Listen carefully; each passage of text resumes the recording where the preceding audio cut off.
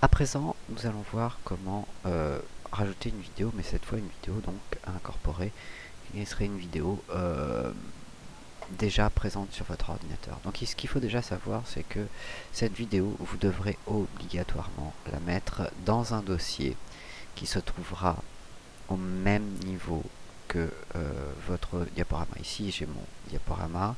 Ici, j'ai créé un dossier qui s'appelle donc vidéo avec la vidéo que je vais insérer. Cette vidéo, il va falloir que donc, je la mette au même niveau que ma slide. Donc, je vais la mettre, voilà, exactement côte à côte. Et après, je déplacerai le dossier totalement entier lorsque je voudrais utiliser cette borne multimédia. Si vous mettez pas la vidéo, vous ne pourrez pas avoir le lien vers votre vidéo. Alors ça, c'est vraiment un élément qui, si c'est bien utilisé, peut être assez puissant. Le problème, c'est de trouver des vidéos libres de droit que vous pourrez utiliser. Ça, c'est pas forcément facile à trouver. Mais néanmoins, si vous avez une petite caméra, etc., vous pouvez filmer de l'eau et mettre un fond animé au lieu de mettre une image fixe. C'est extrêmement intéressant. Bon, là, l'idée, on va faire simple, on va faire juste une vidéo qui se déclenche. Et je vais vous montrer les différents moyens de déclencher de la vidéo. Donc, pour insérer la vidéo dans le diaporama, c'est très simple. On va dans Insertion.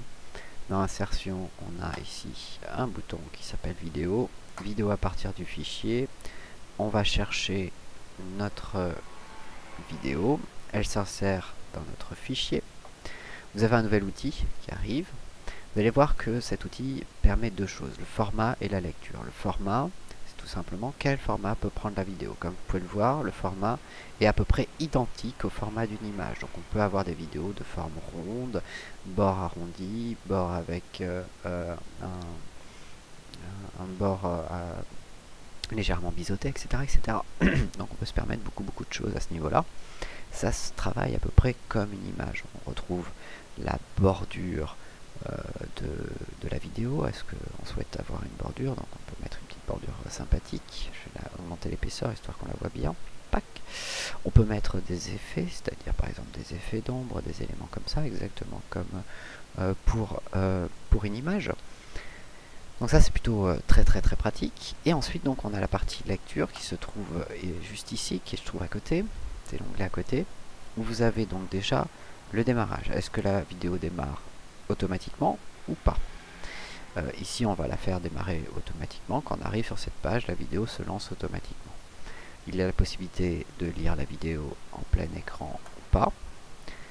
On a la possibilité de faire que la vidéo en fait joue en boucle jusqu'à ce qu'on quitte finalement la page.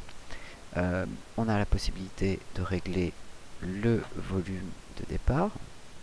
Voilà, on peut même mettre la vidéo en muet, ce qui est pratique pour faire notamment des vidéos qui sont juste là pour illustrer un tout petit peu, qui sont incorporées finalement à nos éléments. Voilà grosso modo pour les grandes lignes de la vidéo, de ce qu'on peut faire avec, mais c'est relativement intéressant et puissant comme outil à ce niveau-là.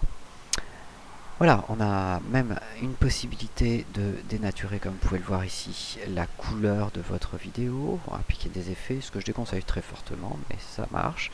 La possibilité d'appliquer aussi des corrections colorimétriques pour augmenter la lumière ou baisser le contraste, ce qui peut être pratique.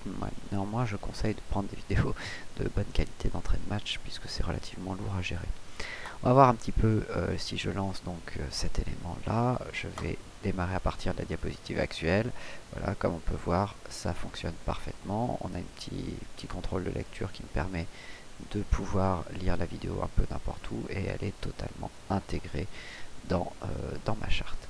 Si jamais je vais sur le menu, on arrête la vidéo bien entendu.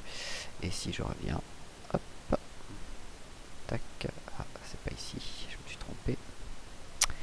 Hop, menu, je l'ai mis sur la page entretien, hop, on revient sur notre vidéo qui se redémarre au départ. Voilà, bon, ben, nous avons bien avancé sur notre board multimédia.